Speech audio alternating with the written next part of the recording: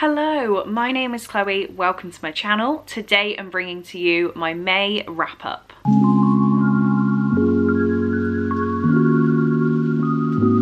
So my reading in May didn't quite go to plan, and I think it's for the best reason possible. So you may know I went out and visited Cole this month for just over 2 weeks. So a good fraction of the month I was in the States, and I did find that I just didn't want to read while I was over there. I did encourage myself some days to sit out and read in the sun for a few hours, but I just wasn't dedicating the time I typically would being here at home, and that is completely fine because instead I was spending that time with Cole. When I got back, I then hosted a Patreon 48-hour readathon, which really helped bump my stats back up. So by the end of the month, I had actually managed to read 12 books. Those 12 books gave me a total page count of 4,525, meaning I read an average of 146 pages per day, and the average book length I read was 377 pages. Of those 12 books, 9 of them were physical books, 2 of them were via audio, and 1 of them was an ebook, which we don't typically see, so I'm really glad I'm trying to get back into ebooks. I was supposed to be doing a balancing the books kind of style segment to either my wrap up or book haul, and every single month I've been forgetting to do it and thinking it's been part of the other video, so we'll just do it right now. So at the start of May, my physical TBR was 434 books. I read 10 books from my physical TBR, so out of the 12 I read, 10 were books I already owned. I hauled 26, which you'll see next weekend in my haul, and then I unhauled 4 without reading them. So this meant my TBR at the 31st of May is 446 books. So that will go down in June. I'm saying that looking at, it's currently the 4th of June, the 5th of June, and I'm looking at my stack of read books versus hauled books. So I'm gonna need to pick up the reading and stop the hauling, but we're gonna get it down this month. I'm really gonna try. So the ratings I gave books, I had 1 1 star, 2 2 stars, 1 2.5 star, 4 3 stars, and 4 4 stars. Nothing more than that. No 5s. This meant that my average rating was a 3 star this month. And let's just start it from the bottom and go to the top. The 1-star book I read this month was The Lovely Bones by Alice Sebold.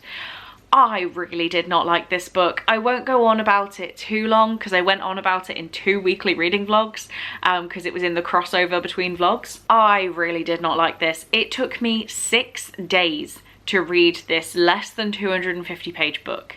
I really liked the first chapter. It was very interesting. It's about a girl who gets brutally murdered, and then she is watching the other people that were in her life live their lives while she is in heaven.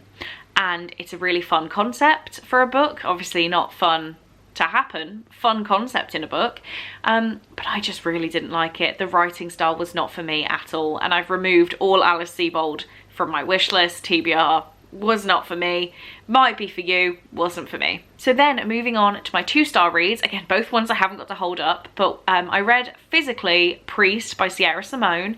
This was my Patreon buddy read for the month, and I really did not like it. This is a romance, a very very smutty romance between a priest, clearly the name is Priest, and a woman who joins the church. I had feelings about this. For one, I didn't think the smut was actually that great.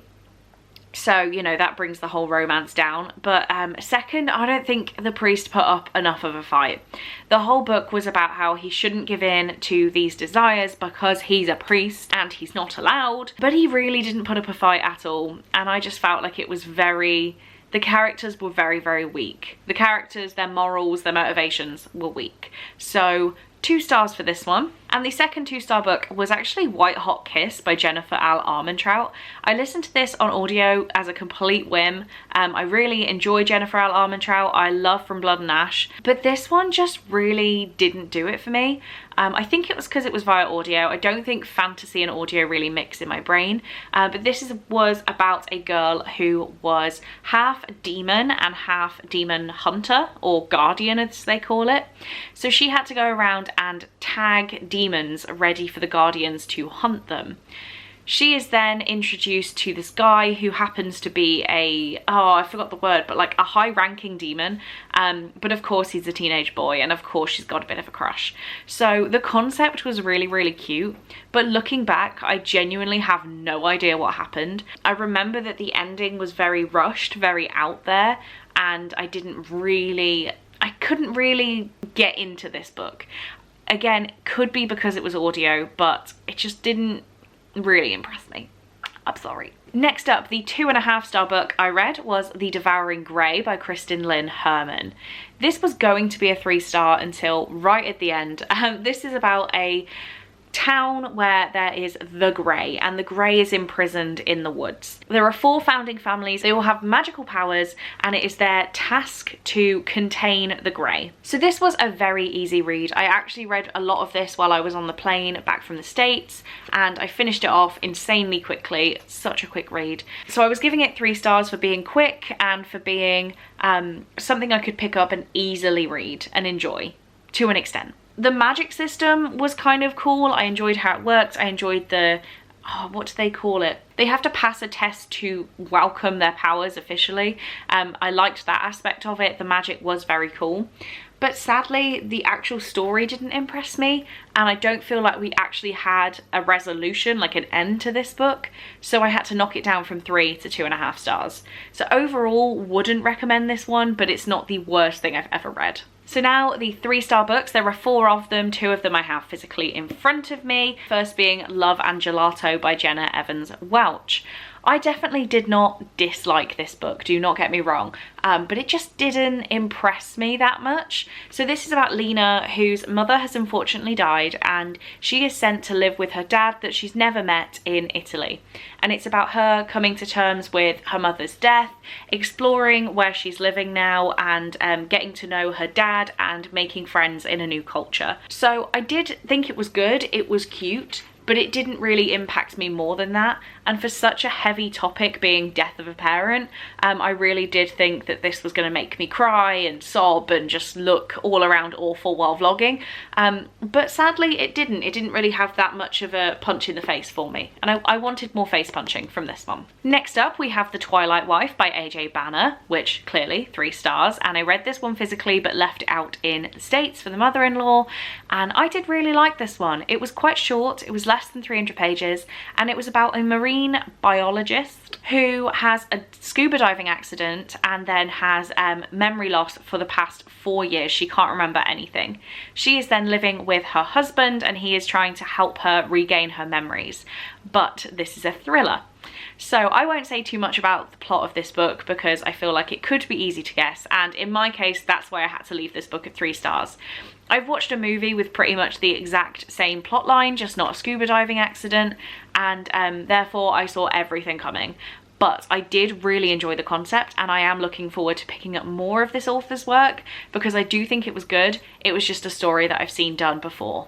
Pretty much exactly. So would recommend this one. If you've never watched a movie or read a book about a wife who loses her memories and the husband helping her get them back, give it a go because you'll love it. But if you've experienced any content like that, you're gonna know what the twist is. Next up we have Good Girls Die First by Catherine Foxfield, and I'm giving my review of this with a very heavy heart because I was actually in Amy McCaw's book club for the month and she asked me to be on the live show.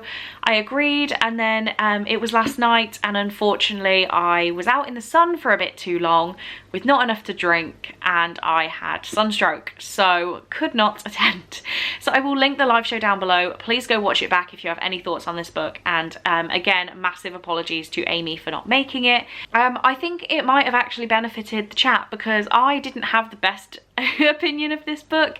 I really do appreciate being asked to be involved, but yeah, I had an e-arc of this from way back when, never got around to it, and with Amy's motivation for the book club finally decided to pick it up.